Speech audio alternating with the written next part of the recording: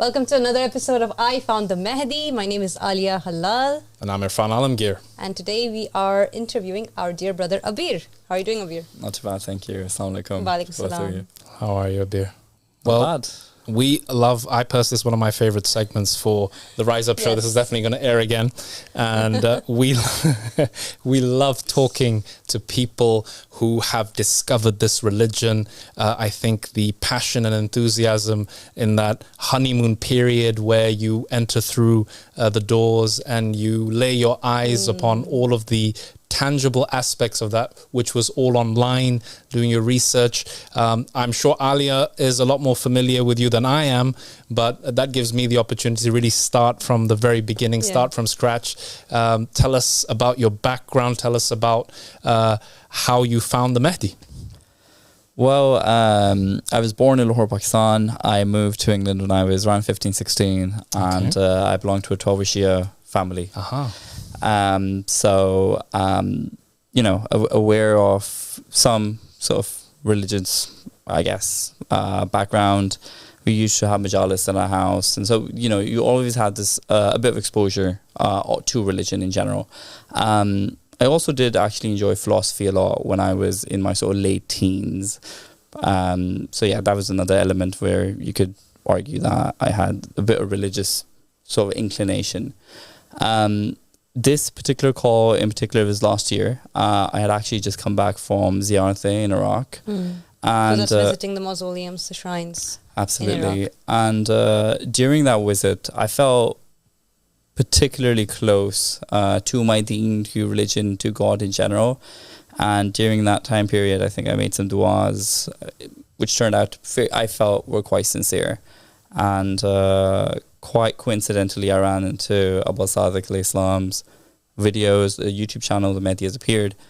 And I just started watching the videos, and initially it was very intriguing. I was just, okay, this is good. I always like learning more about the deen. But then I started hearing information, knowledge that I've never heard from any scholar, any book, anywhere, ever.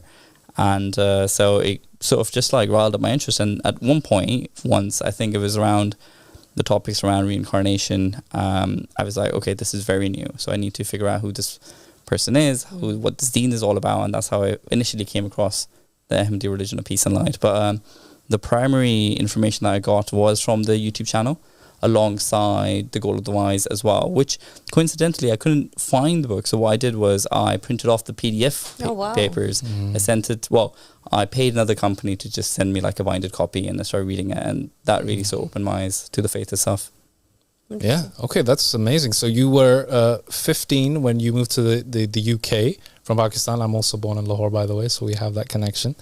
Ali, don't be jealous. It's okay. And so you were 15, you came to the UK, and then what happened there? So just tell us about your education, what did you do? And then we get to this crucial point where you went to the ziyarah and the exposure to the videos of Abu Sadiq. Yeah, so I moved with my family. So my dad, my mom, my brother, my two sisters. When I moved here, I went straight into year 11, so GCSEs, then I did GCSEs in university. But there was this very sort of crucial year between, I think it was after second year, I came across this book. And this book sort of talked about, it was a philosophical book. And fundamentally what it was quotations of sages and prophets of the past. And they had talked about two very differing natures between our own sort of person and our own self. Were you studying philosophy at university? It just sort of this. I've just gravitated to this book. I did engineering at university itself, but this book, it kind of talked about this journey that one can take in which they're sort of battling the nafs, and I felt like it really felt like that was the true religion, even though you weren't never exposed to that side of religion. When in Islam or Shia Islam or Sunni Islam or any religion for that matter, there were elements of it in Hinduism, Buddhism, but there was never that focus on it. So I had an awareness of it. And then I went through uni, I did engineering, I got a job, I got married, I had kids. And my son, he's autistic. And, I was not in a particularly good place because of that exact reason. And that's why I tried to become closer to God, trying to give peace to my own self, really, more than anything else. And that's where I went to Ziyarat and, what followed. Right. Okay. So the ziyarah that you went for, was this when you said you were making sincere dua? It was initially motivated by your son, but then after you had been on ziyarah, this is when you were exposed to the videos of Abu Sadiq. Is that right? Yeah. I mean, what I asked for fundamentally, obviously, the betterment of my son, and also just closeness to God. Right, you know, just for God to accept us, because that's why we're all here, right? So that was fundamentally it. So I just felt like this was too much of a coincidence. Like, I knew the sincerity that I had when I was making those du'as, and for this call to find me, and for me to be even sat on the sofa with, you know, my brother and my sister here, I think this is miraculous. And it only gives more confidence to what I already believed in. I think it is so impressive that you are able to make that connection. A lot of people, unfortunately, they don't see that synchronicity that comes with prayer, right? We make that dua and there's an answer. There's an answer from the divine. And unfortunately, a lot of people just disregard it. They say, no, this is coincidence. It's too good to be true. My mind is playing tricks on me, whatever they might think. But of course, there is a divine element in the dua and the prayer, and you immediately get this response. You find a channel called The Mahdi Has Appeared. I mean, what does that tell you, you know? Yes. So for sure, that is a connection right there. I wanted to ask you, you moved from Pakistan to England at the age of 15, 16. Were you religious growing up? And were you able to be religious when you moved? How was that for you? Yeah, no, I wasn't religious. I never prayed. I think there was this period whenever you start moving to any country, you know, obviously we learned English in Pakistan. I went to a good school in Pakistan. So when we moved here, I was very good in the written element of it, but making friends, understanding the accent, all that sort of thing, it was quite difficult. So I went through this a long period of being a bit socially isolated. And in that period, I felt, I didn't necessarily become more religious. I just felt like, because I had so much quiet time, I just felt like I needed a deeper meaning. Because all I used to do at that time was just study and think and, you know, that sort of thing. So, and this book, during that period, it just happened to just come across. What was the title of the book? It was called Emotion and Ethics by Paul Brunton, Volume 5. Yeah, we have to check this out. Huh? Yeah, and it was a compilation of sayings by philosophers, East and Western. Yes, absolutely. Buddha, Krishna, Muhammad, all of these big sages, whoever went on the path. Yes. And I think also as a 12er Shia, what was your, because being a 12er Shia, right, you know that the 12th Imam is here. What was that relationship like with the idea that he is here, but he's not here because the conditions are not right? How did you sort of get through that part of it? And was that something that you were also interested in? Well, I think what's very clear in Shia Islam is that there's always an Imam of the time on the planet, right? In fact, there's a whole chapter in the book Al-Kafi, which is predominantly to do with exactly this. So I believed in that. I believe that there is the 12th Imam. I believe that he is an occultation. And it's just, I had very sort of conventional beliefs that he's an occultation, and when he arrives, that sort of thing. So, but the thing that really sort of drove me towards this religion was the fact that you see what's happening in the world. I mean, that is no secret. You know, there is oppression everywhere at the minute. There is so much wrong happening. And for that reason, I felt like the Shia faith, we focus so much on, like, you know, during Muharram, on Matam and Sanjir and all that sort of thing, you know, Majlis say. But the fact of the matter is, it's not improving anybody's life. Right. And I felt like there's a lot more that can be done. And you know, what is also very evident from Shia texts is that you have to follow the person who is doing the do as opposed to saying the do, because saying it is just, you know, it's what non-working scholars do. They can say one thing and do something completely different. So the way I see things is that Abu Sadiq al-Islam, he is doing what needs to be done. He's creating a community which is almost like a prototype of what needs to happen in the world. And it's genuinely that. I believe that, you know, in order for this community to be successful, the self or the nafs, so the individual, has to be put on the side for the larger good. And I think that is fundamentally that's missing on the planet, and that's why I believe in Abu Sadiq. So you said you grew up to Al-Rashia, but you weren't fully religious. But I'm pretty sure you had that culture going on in the family. As you said, you mentioned Majlis, which is the gathering to mourn for Imam Hussein in Muharram. You mentioned Matam and Zanjir Zani, which means what? Self-flagellation. That's kind of the part of being a 12 Rashia in this day and age. They believe in self-flagellation with the hands, with the chains. Not something that we agree with. We don't actually approve of that, nor do we practice that. But it is something that definitely the 12 Rashia world are very invested in. They do that quite often. And it's actually approved by their scholars as well. Now, that must have been something going on in your life, the idea of visiting the mausoleums. It was probably a family culture rather than kind of like you being a super religious guy on your own. And then you encountered this religion. So were you doing taqleed before coming in? Was that your kind of thing? Were you following a scholar? Are your family, in that kind of culture? So my father, he doesn't do that. So he just believes that you have to believe in the 12th Imam, and that's pretty much it. My father-in-law, on the other hand, he is, yes, he does taqleed. There is somebody who is, I think it's in Iraq, who, is almost like a middleman to the 12th Imam. So that is their family. It is Bashir al-Naqvi. Bashir al-Naqvi, okay. Yeah, that's who he follows. But for me, I just think that there needs to be something consistent in all the big fiqhs, right? In Shia Islam and Sunni Islam, there needs to be something consistent. And that was this idea that the dunya and the hereafter, they're just two opposing forces. You can't have them both. And so I just think that Al-Sadiq embodies that. Yeah. I think that this spiritual journey that you have to go through, it's going to challenge you in ways that book challenged me, that book, which is based on all this religion. So I feel like this is something that is quite central to almost like my identity. Like, this is what needs to happen. This is the whole point of religion. We've sort of stuck ourselves into all these cultural and social systems of Shia Islam and Sunni Islam, all these sort of different things. But the true essence of religion is the battle against the nafs and really living for something that's larger than yourself. Which, if I look around, I cannot point to any other person confidently and say, like, this is the person who is doing the do and doing what they're saying. Absolutely. Right. Apart from Al-Sadiq. Yeah. One of the things that struck me about your journey is that it directly parallels the journey of the Yamani, Imam Ahmad al-Hasan alayhi salam, because I don't know if you've heard the Sermon of the Meeting. Yes. In the Sermon of the Meeting of the 12th Imam with the Yamani Imam Ahmad al-Hasan, the first of the 12 Mahdis, he was actually instructed to come to the shrines of the Imams in Iraq, in Samara, in Kadhimiya, and this is where they had their face-to-face meeting for the first time. So that's a very interesting parallel, and you also kind of launched into the dawah through that same method.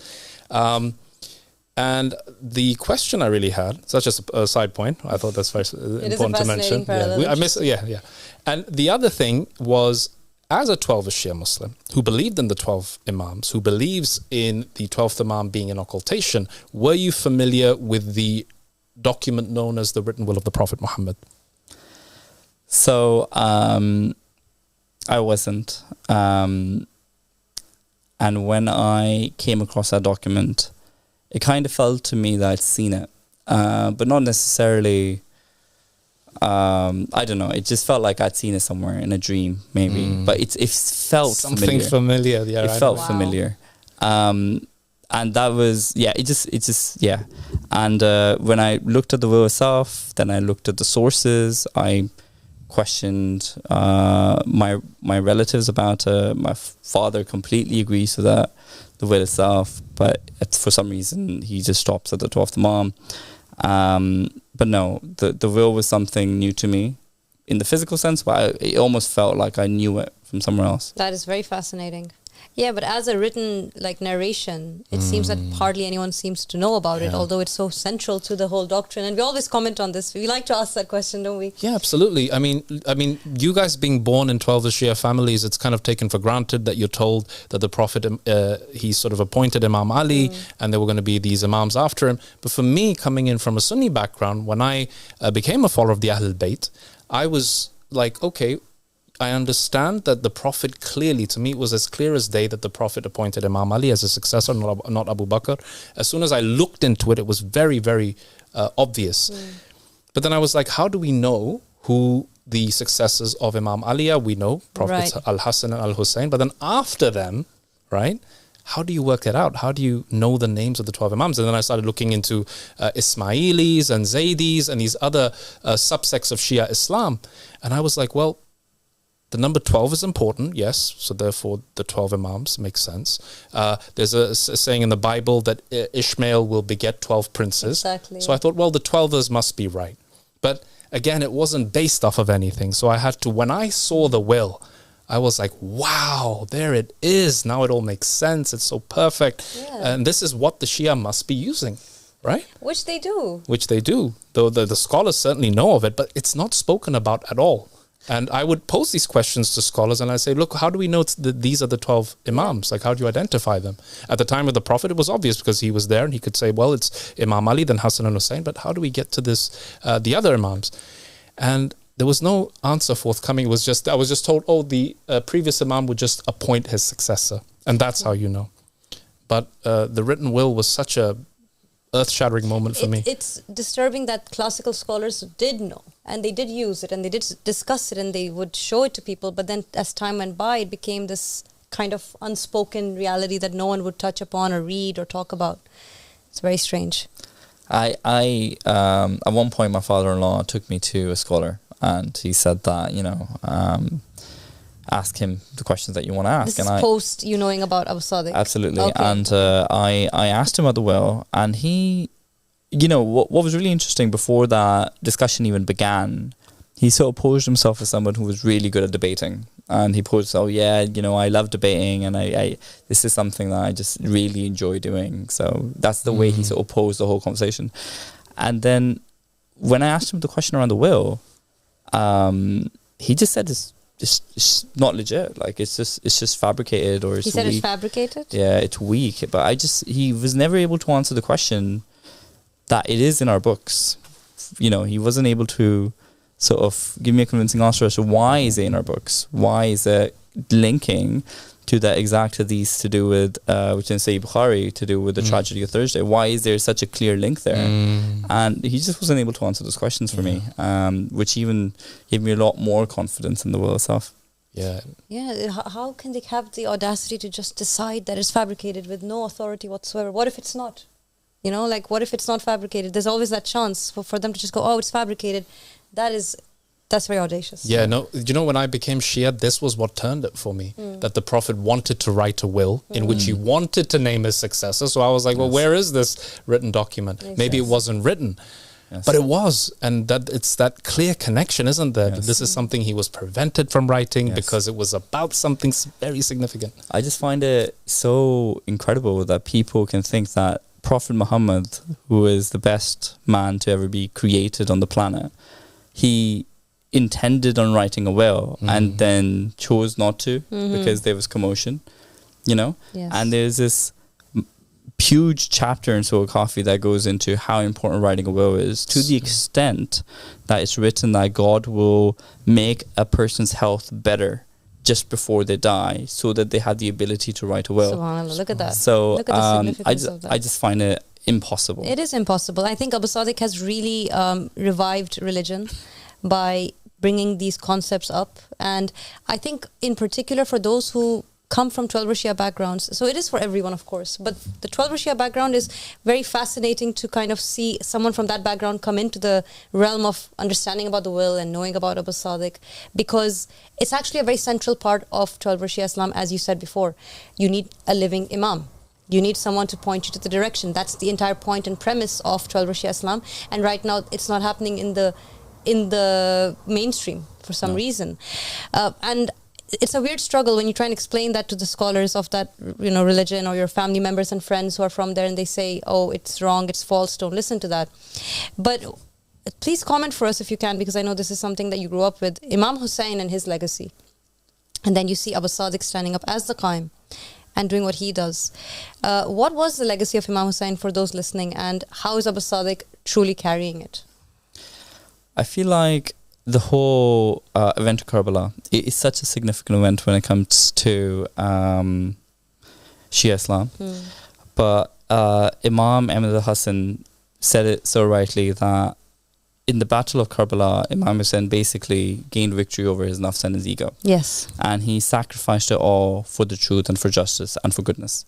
And this is the exact parallel that you can draw for Abu Sadiq alayhi salam as well, that he is fighting a battle, because at the minute no one's standing for him. Not a lot of people are standing for him. A lot of the forces of the world are standing against him as it stands. So he is fighting against people. He can very easily choose his own safety, his own comfort, his own, like, he doesn't need to do this. Like, you can say a full stop exactly where we are, and be completely content with life. But he's choosing not to do that. He's choosing to fight, and he's choosing to fight corruption, fight falsehood, and fight oppression, which was all that Imam Hussein stood for. That's the primary mission. Well said. Yeah, Imam Hussein's journey, I think, leaves no room for doubt where the truth lay. And his legacy is definitely what sort of was that penny drop moment. I was like, well, the people who are killing him are now part of this following or this sect within Islam. Wow. And then you have the people who were with him who were martyred. It was that moment, that watershed moment, that turning point that left absolutely no doubt in my heart that the Ahl al-Bayt were the truth and the successors of Imam al-Hussein were the Imams that were going to succeed the Prophet Muhammad.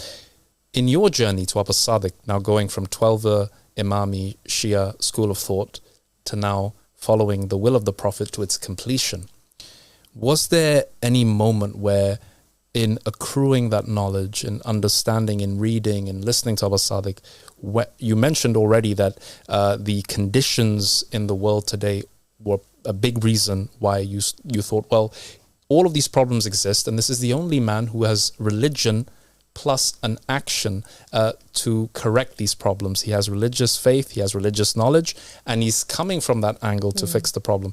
But was there, and you also mentioned the Raja, was there anything along your journey that finally that light bulb went on and you were like, I have to pledge allegiance, I have to reach out? What was that moment?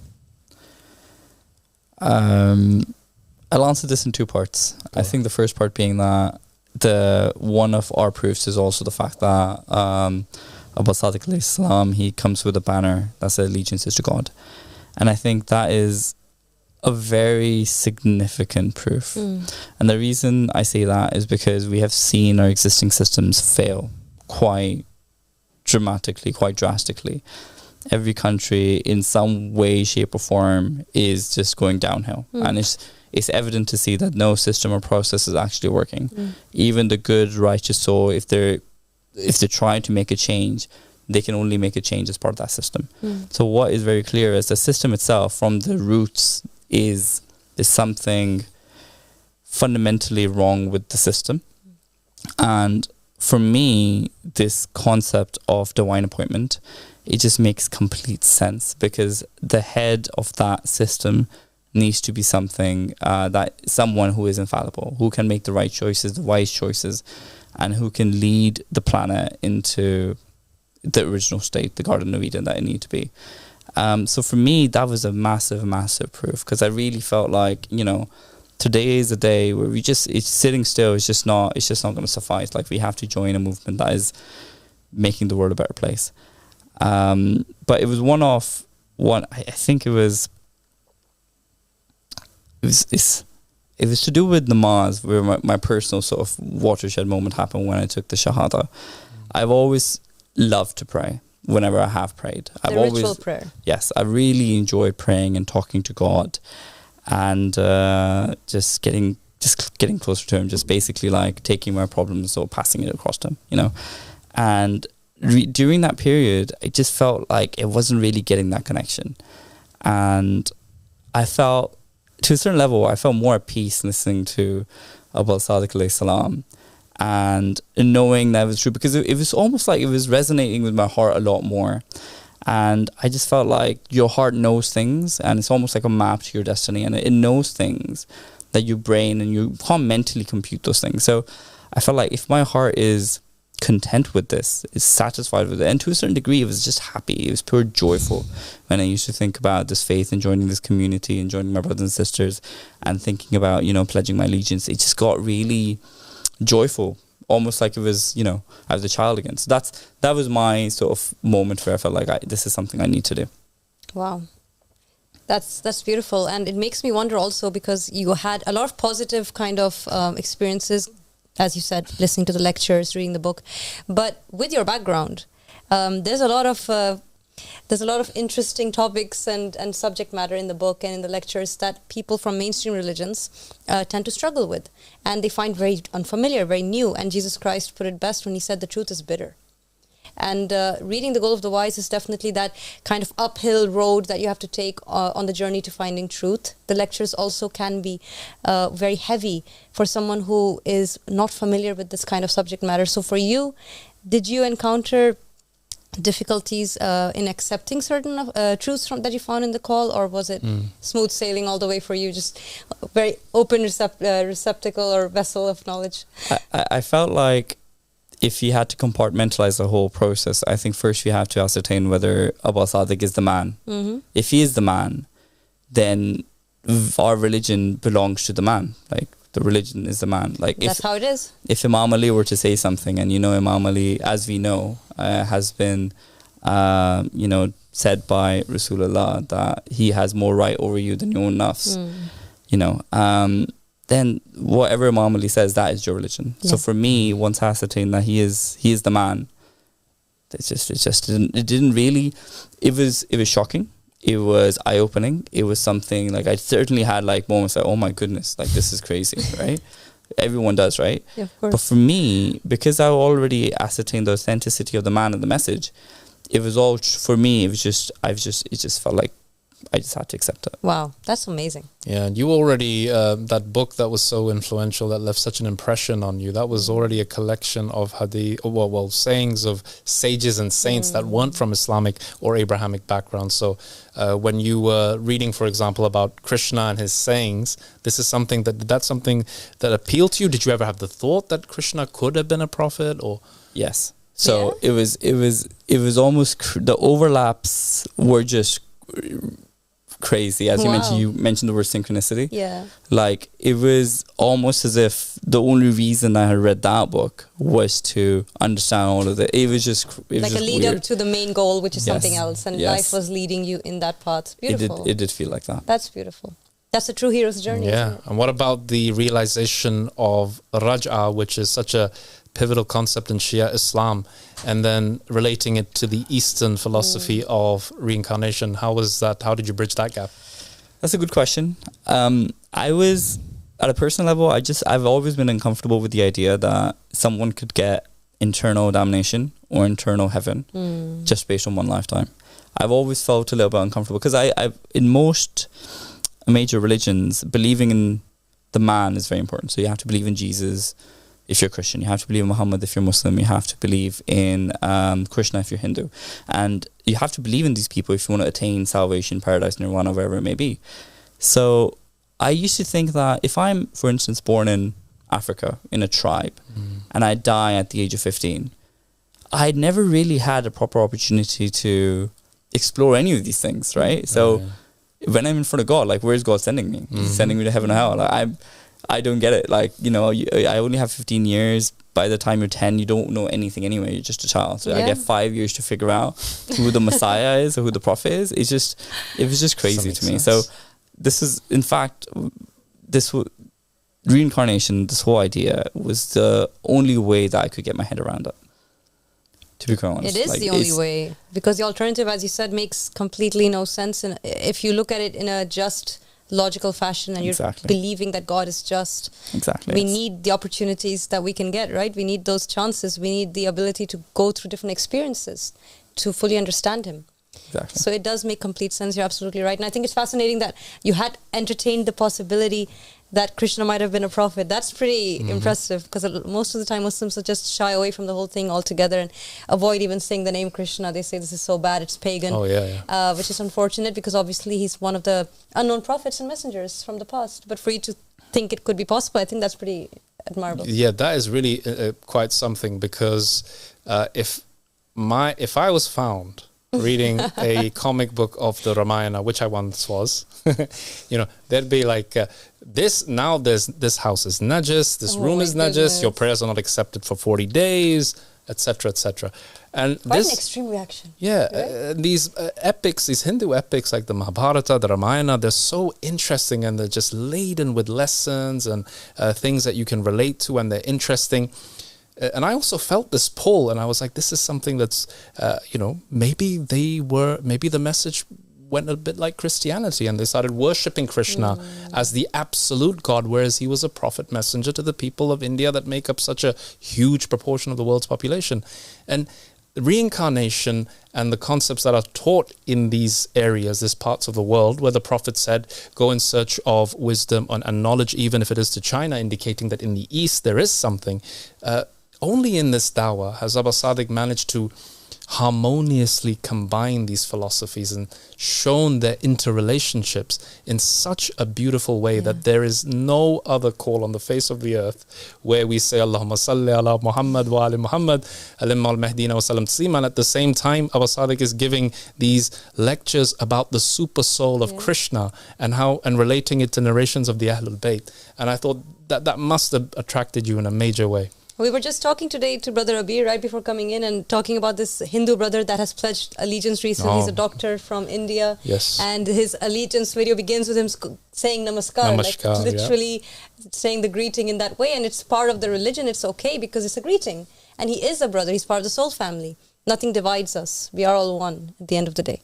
Absolutely. It is beautiful. I wanted to ask you something else, Abeer, now that you're here. You had an opportunity to see the headquarters, meet the community, and to meet Abba Sadiq.